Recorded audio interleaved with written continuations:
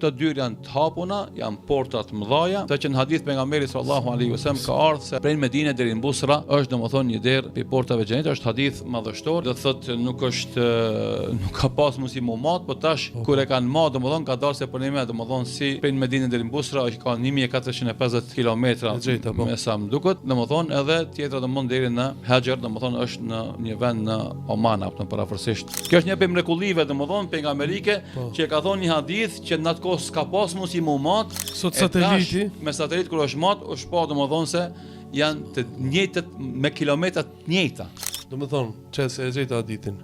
Pejgamberi sallallahu ka thënë sallallahu alaihi wasallam, largësia ndërmjet dy dyerve të xhenetit është aq e madhe sa mes Mekës dhe Haxharit, qytet tjetër, ose sa mes Mekës dhe Busrës, qytet tjetër.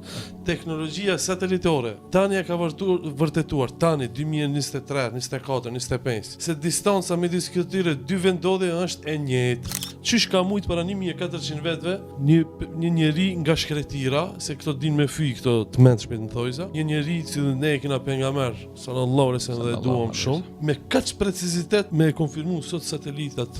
Kjo nuk është e mjaftueshme. Po këto, domethënë, kjo tema e mrekullive shkencore në Kur'an dhe Sunet është një temë që ja vlen për tu biseduar, ama kjo është një prej argumenteve konkrete, praktike, të vërtetuara shkencarisht, dëshmojnë vërtetësinë e profecisë së tij, sepse këto fjalë nuk janë të tija, por janë prej Zotit. Edhe normalisht ai Allah që ja ka treguar është i gjithdijshëm, edhe këtë punë e din, do thotë si gjë shumë të lehtë, edhe ja ka treguar dhe ja ka treguar popullit, në atë kohë s'kan mujt me mat, e kanë pranuar, na sot e masim edhe e kemi një argument plus për me besu vërtetësinë e këtyre fjalëve, megjithse duhet me patjetër me potencu. Ndesh i vërtetuam shkencarisht fjalët e vërteta të Muhamedit sallallahu alaihi wasallam, na i besojmë. Edhe mos më dal kjo argument, edhe kjo është pjesë e Islamit, pjesë e besimit. Andaj domodin na kena besimin. Çka është më interesant? Po jo vetëm fe ka besim, po edhe në shkencë ka besim. Domodin ato bazat e shkencës, rregullat bazike që mbështet shkenca, ato janë faktikisht fakte të potencume edhe u besohet se janë të vërteta, pa i rihulumtuar ata. Edhe mbas ty vetëm ata mbështetin këtë hipotezat e reja shkencore. Kështu që domosdoshmë si shkencë, po edhe feja i ka domethënë fakte që na duhet i besojmë. Edhe ajo që është më interesant se brenda 15 shekujve të Islamit, shkenca në asnjë gjë s'ka mujt me demantu faktet e Islamit. Përkundrazi, në shumë konferenca shkencore, shkencëtarët veç kanë ardhur, kanë vërtetuar të vërtetat shkencore. Edhe ki shumë libra në këtë drejtim, dhe ki shumë konferenca që janë mbajtur në këtë drejtim, dhe ki shumë deklarata të shkencëtarëve jo musliman në lidhje me këtë temë. Po ajo që shqiptarët mund ta verifikojnë është libri, domethënë Bibla, Kurani dhe shkenca e mjekut francez, i cili ka qenë misionar ndërkohë, Maurice Bucaille. Edhe është shkruajt herët në vitet 60 është shkruajt, po është libër që është në gjuhën shqipe edhe kushdo mund me e vërtetuar. Ai si mjek edhe misionar ka bëu hulumtimin e Biblës edhe të Kuranit në prizmën e të vërtetave shkencore.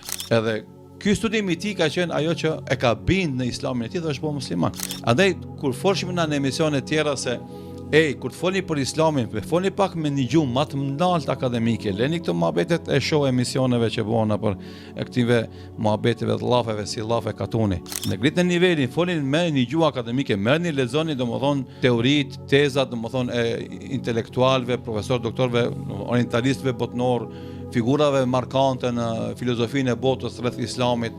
Shifni domethënë çka kanë folë filozofë, çka folin filozofët e mëdhenj rreth Islamit, edhe mbas të asaj domethënë folin diçka ta ushqen trunin ton me diçka të dobishme, jo me kësi muhabete tulta shumë domethënë që nuk ka as vlerë akademike, as vlerë shkencore, po as ndonjë orientim dhe udhërrëfim për popullin ton. Edhe për këtë shkak pejgamberi sallallahu alaihi wasallam kur ka folë për dyert e xhenetit, e ka përmendur për shembull, tash kur e marr na këtë hadith, e shohim se ajo portë që ka shumë e madhe, ku mujnë me hinë domethënë me miliona njerëz.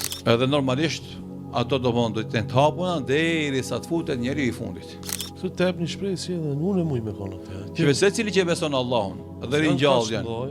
Edhe i kryen obligimet e Islamit, obligimet e Islamit janë aq të lehta që s'ka njeri që s'mund mi kry. Për shembull, falje 5 kohë namazit, 24 orë i në ditë, 5 kohë namaz nga 10 minuta e 50 minuta.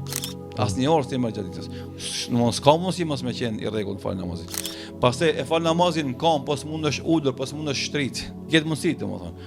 Agjërimi, brenda 12 muajve, 1 muaj e ke agjërim. Domethënë 29 ditë, 30 ditë. Po së mund është ma gjerusie se murje udhëtar, do thotë e kompenzon masën e. Do të ketë janë, do të atë që janë deta, atë që janë praktike, atë që janë, domethënë, të përshtatshme për rrethonat, për situatat, për kohrat, që nuk ka mundësi njeri mos me i krye ato.